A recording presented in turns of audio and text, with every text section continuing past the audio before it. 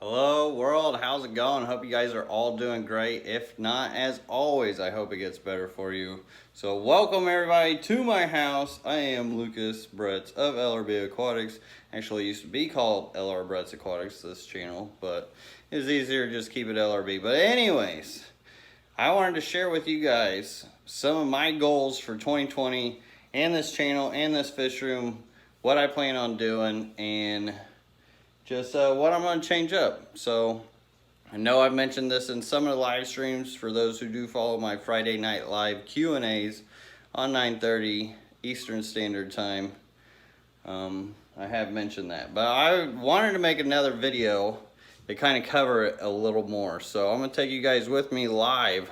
So right now we're in the garage section, and eventually what I plan on doing, what I'd like to do this year, take this tank, drop it down to the bottom of the floor there, and then I want to take some of those containers like these that I have for my fry rack, and they'll actually be one on one side, one on the other side, which fits perfectly over them or over that tank, and then I'll just turn this into a sump. It's still going to be a planted tank. I don't know what I'm going to keep in there, if I keep anything in there. But a big reason why I want to do this is I could do bigger water changes. I can separate my male and female endlers, guppies, tetras, rasboras, and all that.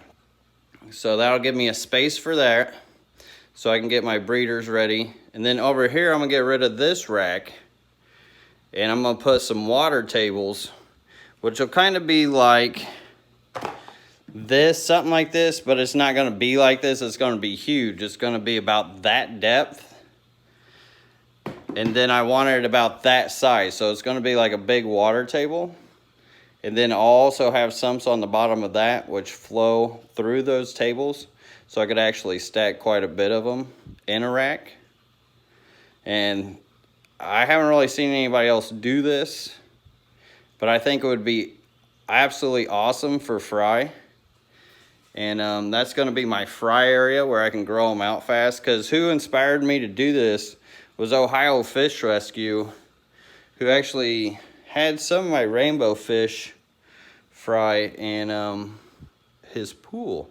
And they grew up super fast. So I need more water volume to really grow the fish faster.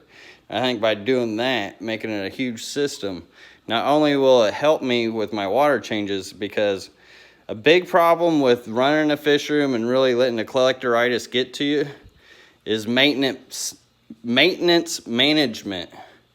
Like, I have worked myself into a corner with maintenance management, where I spend most of my time just maintaining this fish room. And this isn't just the fish room, this is one section of 7. So I spend a lot of time maintaining stuff. So if I can have some central systems, it'll definitely help me on that. And it'll help me focus actually breeding stuff.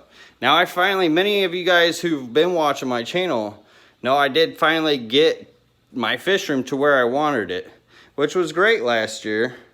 But I also learned that I do need to keep going forward and change things up to make things better. So this is coming out as well.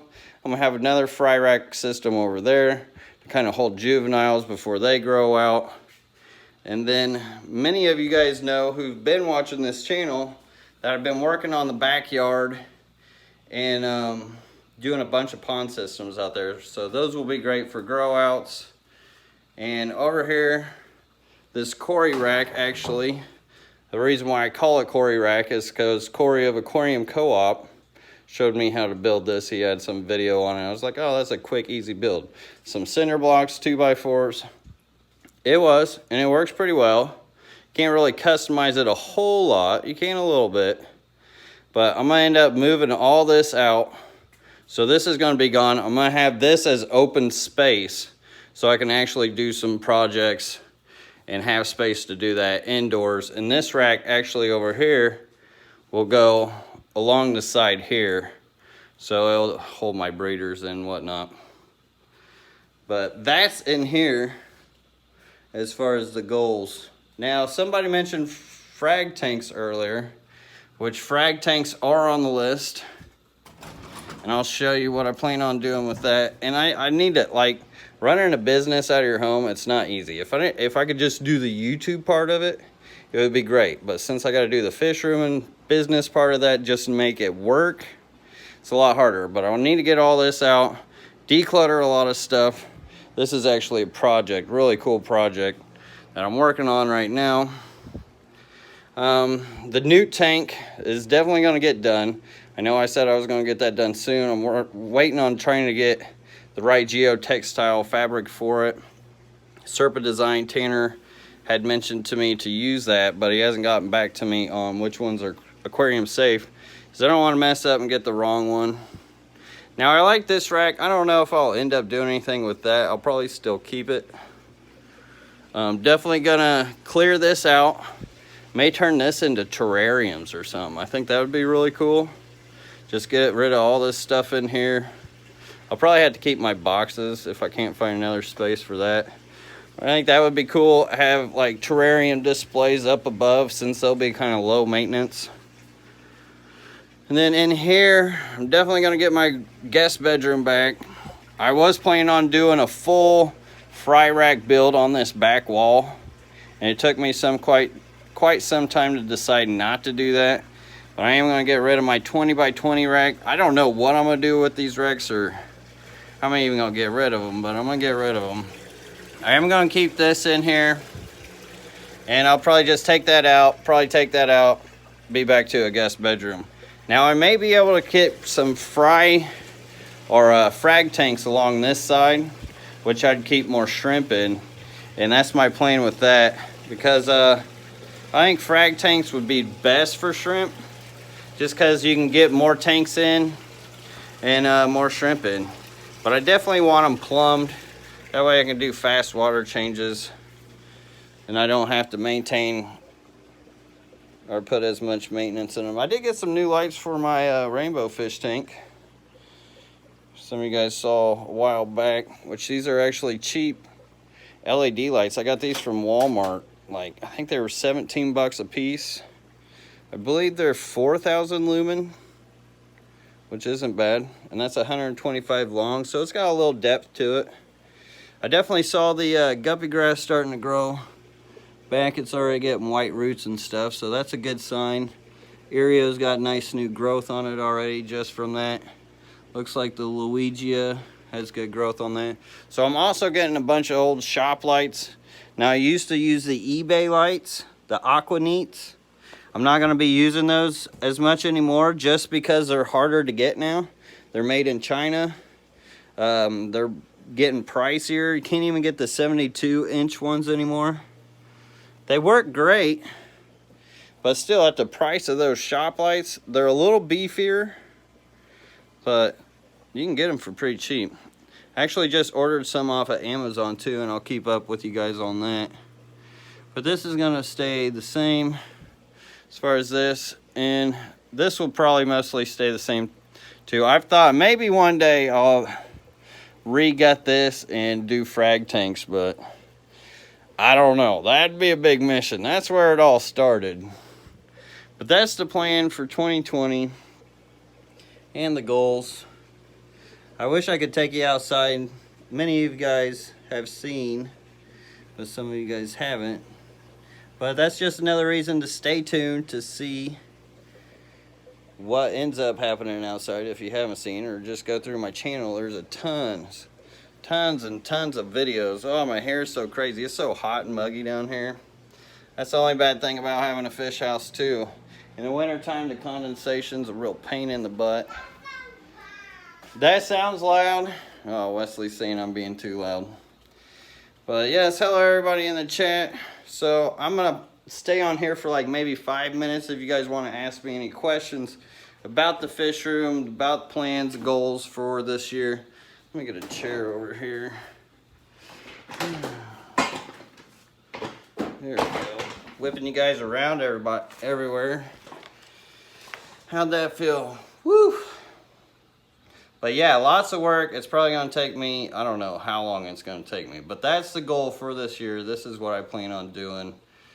And I think it'll be for the better. As easy as it would be to be like, okay, just sit on it, just do what I'm doing and push through another year. That's not what I want to do.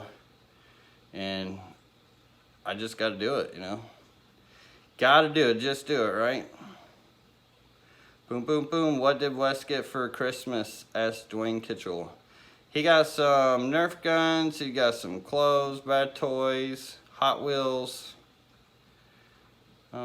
Nothing real big. He's not a big wanter. He's not. Like, I could take him to Walmart and he only wants like one thing, if that.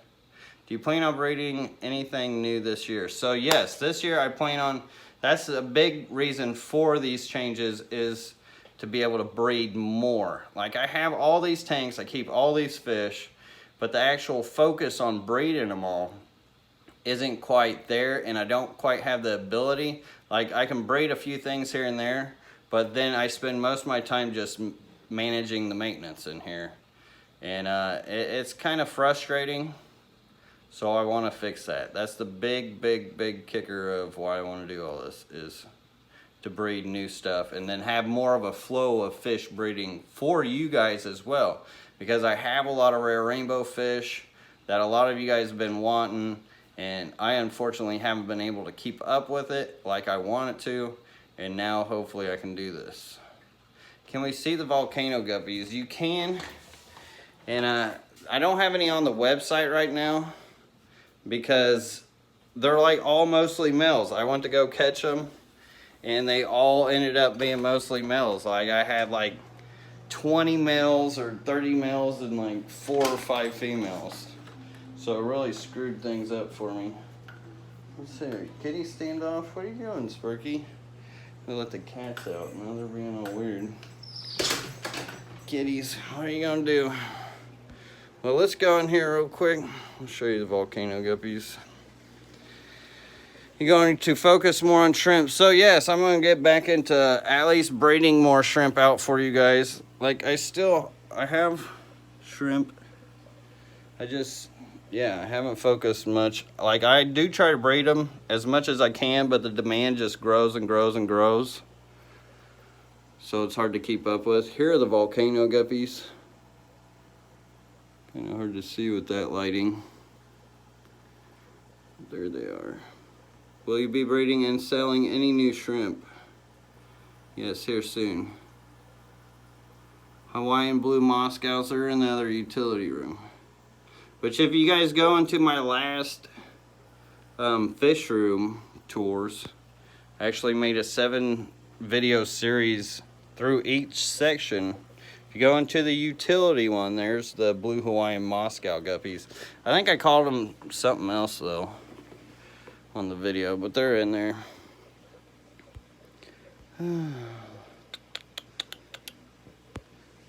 Alice KH says, can we get 150 likes? That would be awesome. Thanks for mentioning, Alice. But yeah, that's the plan for 2020. Brian Carl throwing down a $2 super chat, says, did you end up getting those Swayze Cardinals? So I did, Brian Carl, and they're up there in the QT. I know I still got 2 that are still good in there. I put a rock pile in there. I put it at the front of the tank so I could actually see the shrimp when they were in there. And I always feed in this one corner, so they're always kind of over there. But yeah, they're doing good. I turned the heat up on them, giving them some hard water, and they've been liking that. They definitely like the heat.